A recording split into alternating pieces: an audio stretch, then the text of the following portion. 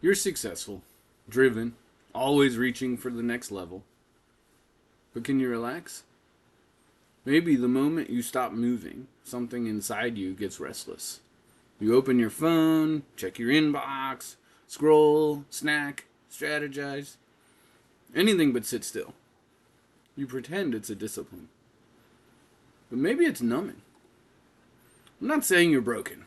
I'm not asking, but what I am asking is whether or not you've built a life around avoiding your thoughts, avoiding your feelings, avoiding anything that hints at being alone. You're not actually chasing a goal. You could be running from yourself. Silence makes you feel things that you don't want to feel. Doubt, fear, emptiness, meaninglessness. It forces you to ask uncomfortable questions. That's what I call anxiety-driven performance. It looks productive, but running from failure is not the same thing as pursuing accomplishment. There are three types of restlessness, and they feed each other. There's emotional restlessness, that gnawing anxiety, that inner critic whispering, not enough. There's behavioral restlessness. You can't stop doing, you can't stop planning or optimizing. Instead of sleep, you replay events or rehearse the future. Or existential restlessness, that quiet fear that all of this might not mean anything. We're born, we work, we die, it all fades into nothing. It's much easier to numb ourselves with achievement or busyness or even misery. It's not failure, it's protection. But that protection slowly becomes a cage that limits your movement.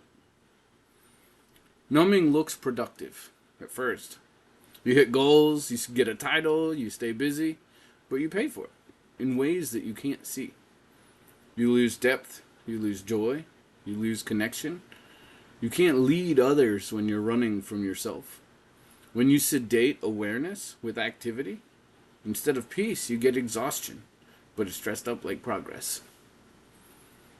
This isn't a stop and smell the roses talk. Don't get me wrong. I'm pro grind. Hard work matters. Commitment matters. The problem is not ambition.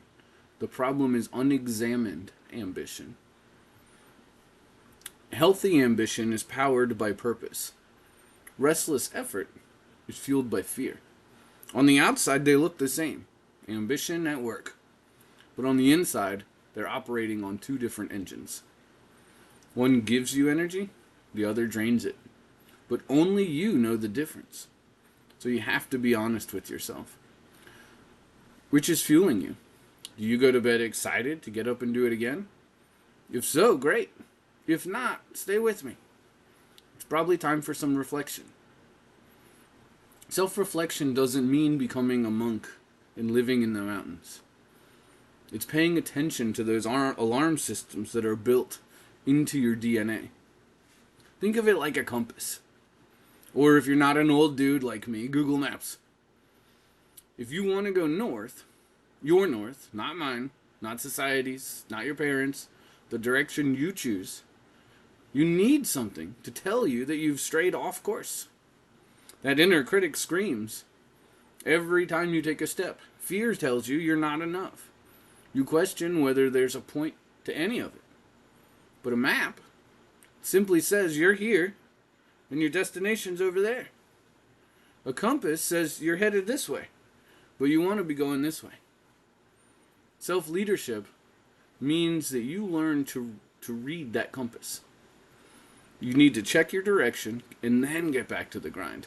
But this time, going the right direction. This isn't about not working hard.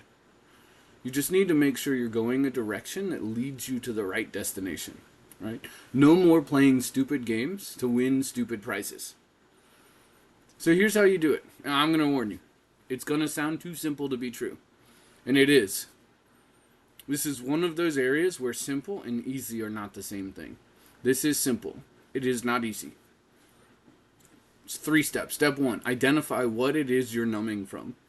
What is that thought or that fear, that image or that question that you're avoiding? Be very clear about it. Step 2, engage it on purpose. Be curious and creative. Grab a pen, write it down, or if you're more a visual person, draw it or visualize it, whatever it takes.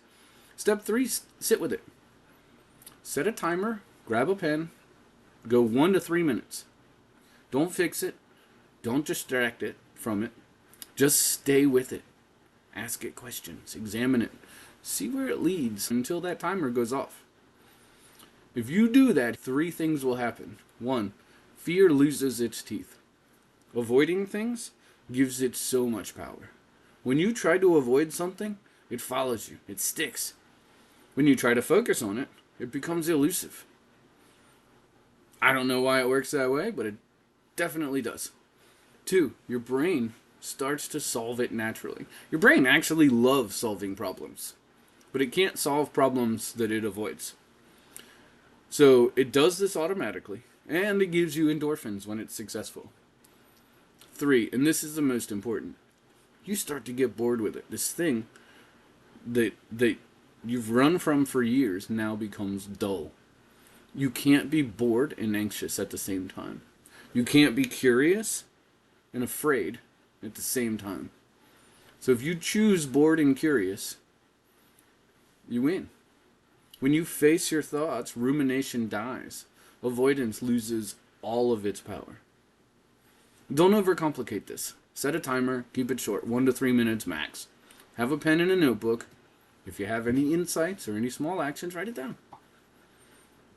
If your thoughts ever overwhelm you, or if you have a history of trauma or intrusive thoughts, do the work with a therapist. Find a supportive friend. Walk through it together. You'll never convince me that self-discovery is dangerous. Your mind is not a minefield. But honesty is hard to face alone, especially when avoiding has been your default for most of your life. But this isn't self-help fluff. This is the discipline beneath the discipline. Why does every major religion and philosophical school require meditation and self-reflection exercises? Because activity without reflection is numbness. It leads to becoming increasingly effective at the wrong things. What good is it to get faster and more enduring when you're going the wrong way? When you combine awareness with ambition, or you grind from clarity instead of chaos, you get results that are satisfying. You face hardships with energy and zeal. You don't burn out. We all run out of fuel if we're running from ourselves. Because no matter where we are, there we are. I always come with me everywhere I've ever been.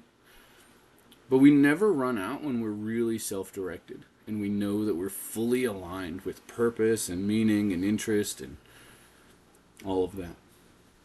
Self-awareness isn't a luxury. This isn't highbrow or academic. It's actually the most democratic force on earth.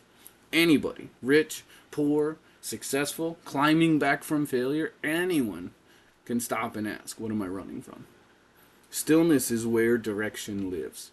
You don't have to stop achieving. You just need to stop achieving the wrong things.